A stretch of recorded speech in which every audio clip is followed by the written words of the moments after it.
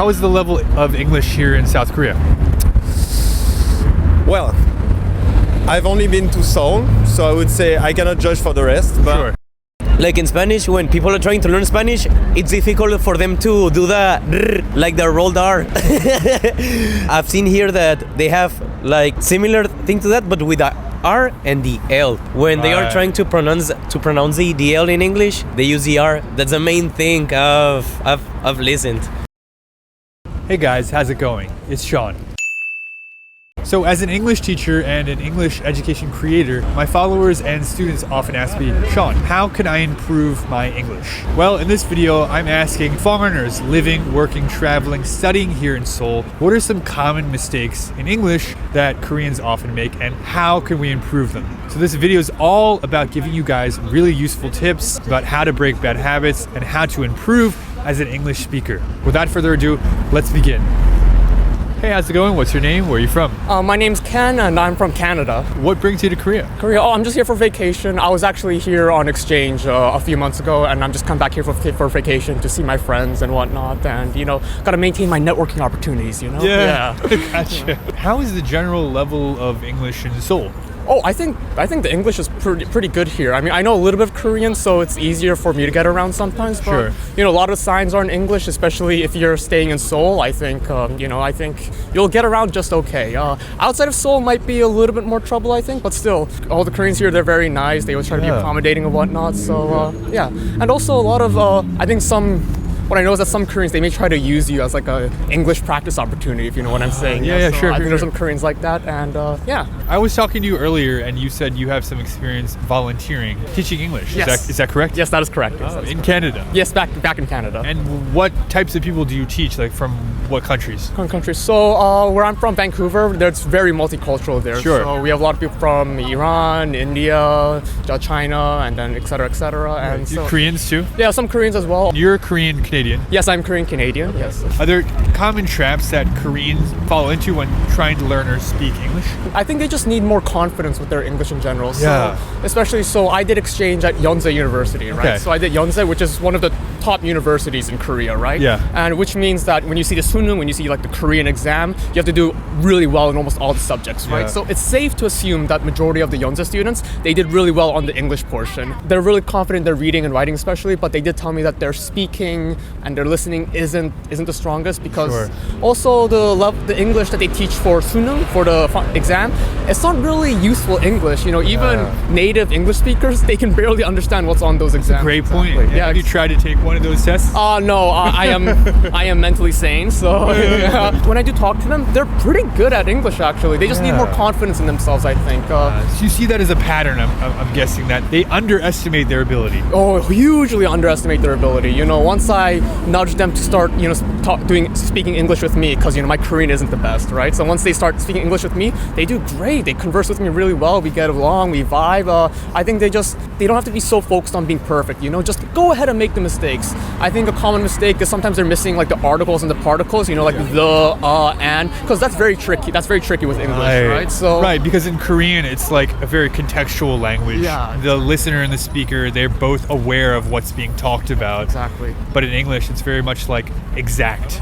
Like, I'm going to eat the pizza tomorrow. Yes, right? exactly right. But in Korean, that doesn't exist, right? They don't have those and ands they gotta worry about. Right. So, Exactly. Yeah, they make mistakes in those, but again, I'm not judging them. We're not gonna judge them Not for at the all. mistakes. There's right? nobody's judging. Yeah. Yeah, just like things that they can maybe work to improve to sound more fluent. That's all. Yeah, exactly. Hey guys, how's it going? What are your names and where are you from?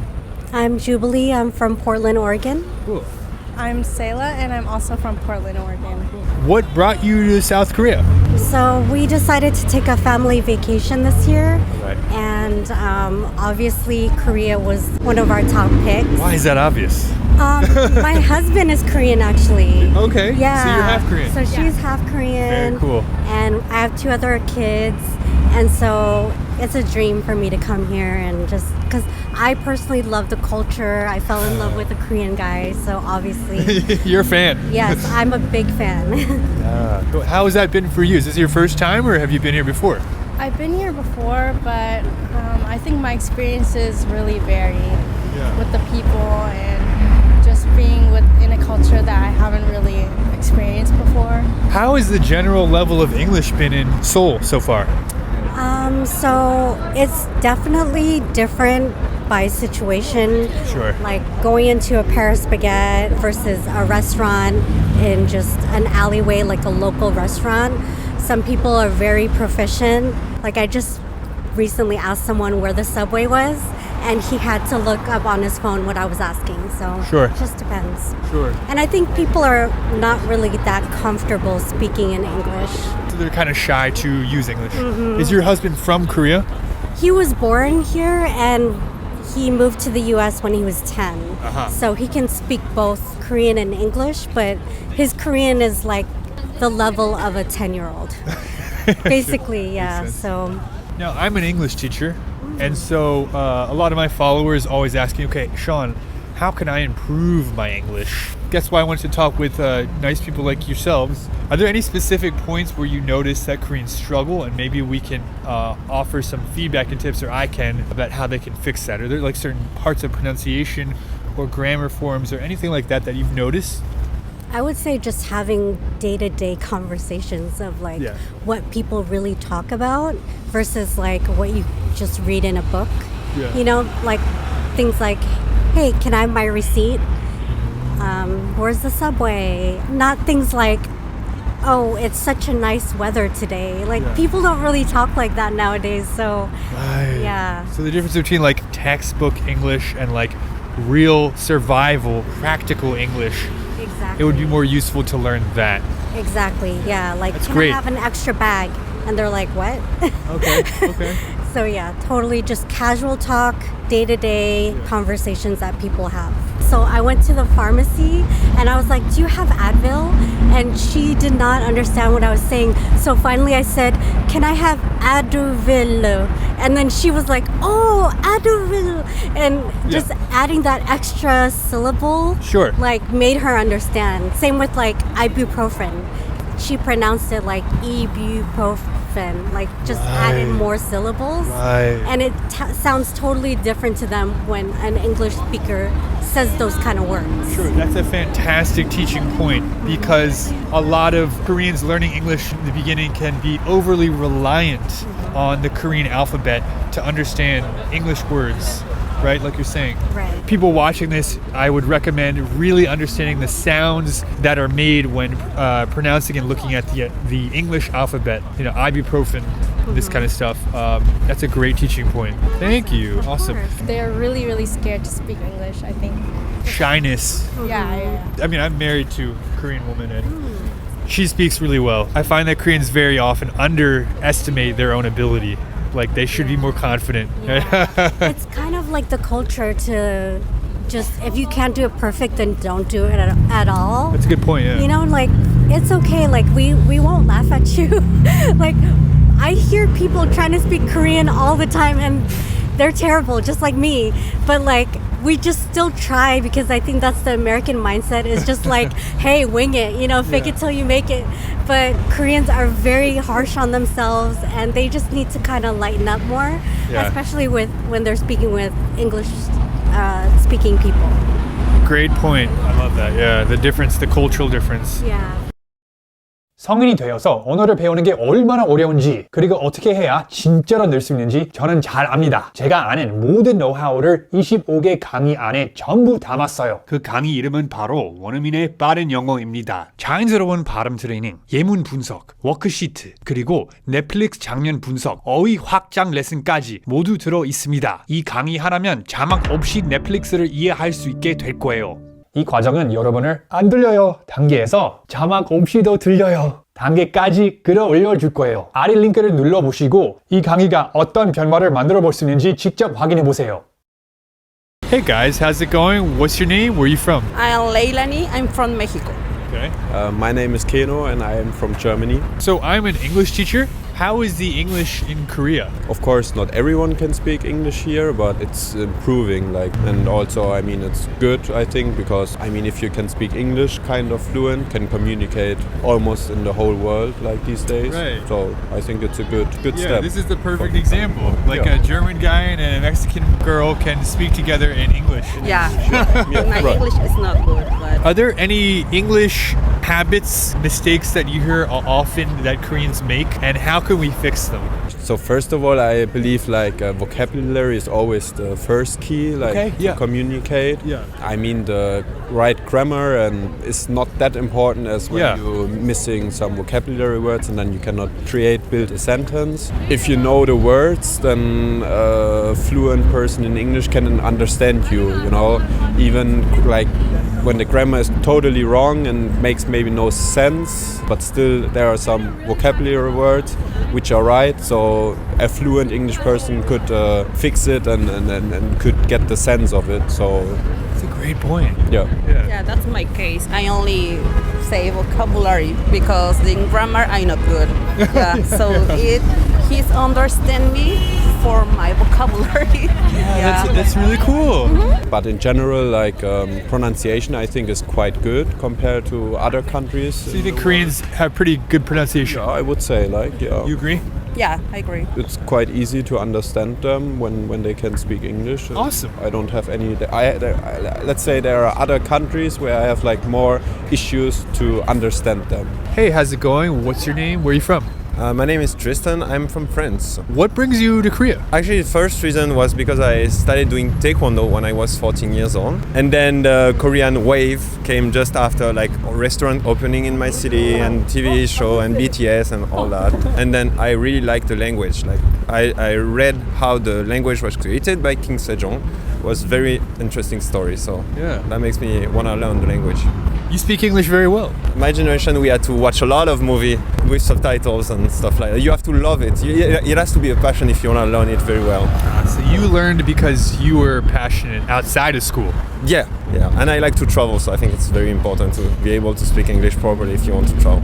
100%. How is the level of English here in South Korea?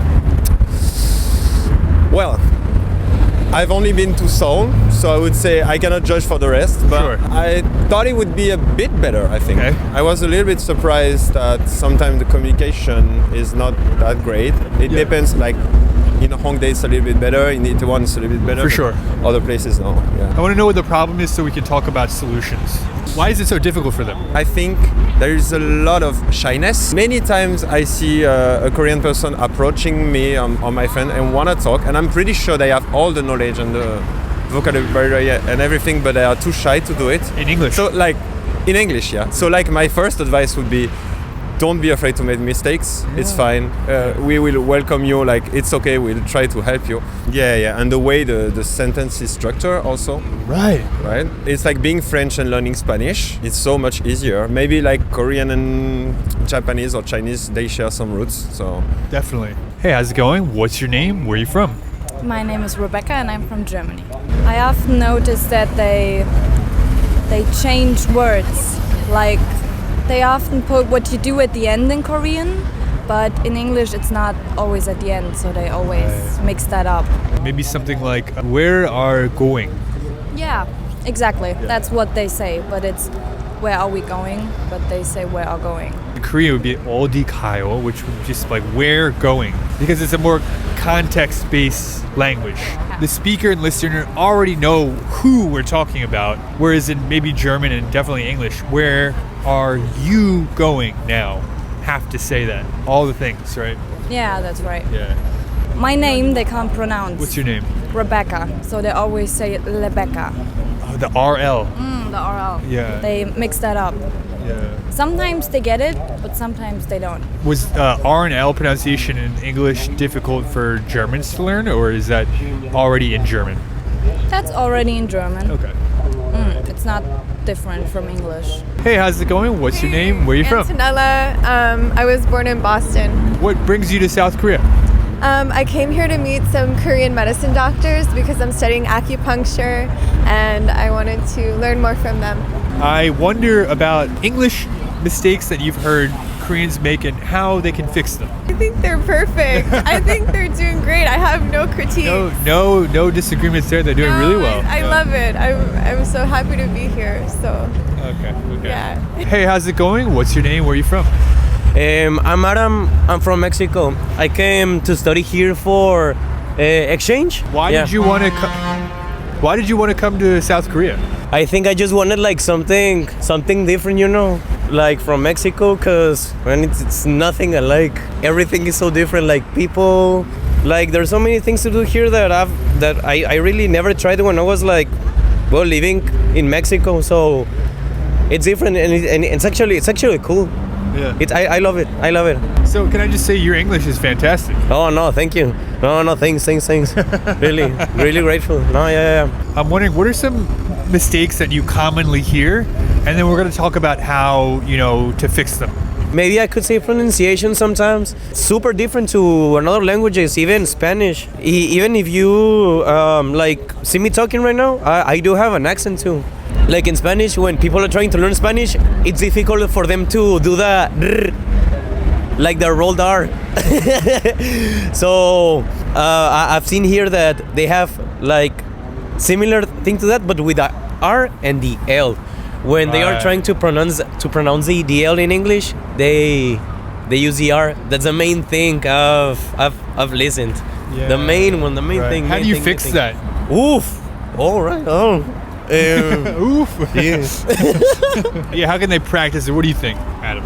Okay. It's like a different position in the tongue. Like you gotta like, I don't know, like take it to the upper roof of the mouth when you say it, when you say the L. Yeah, right. I think it takes a lot of practice. Yeah. So that's a great point. Like the tongue position. The mouth position is something that should be studied, right? And if you understand exactly where your tongue should be, how your mouth should be positioned, then it will be easier to understand how to make the sounds. So instead of saying really, it could be like really. Really.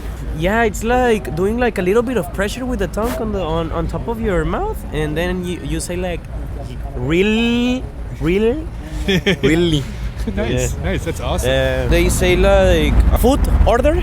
It's, do you want to order food? But then they say food order. All right, everybody. Thank you so much for watching. Did you enjoy this video? If so, please let me know in the comments down below. Once again, I'm Sean, and I will see you in the next video. Bye.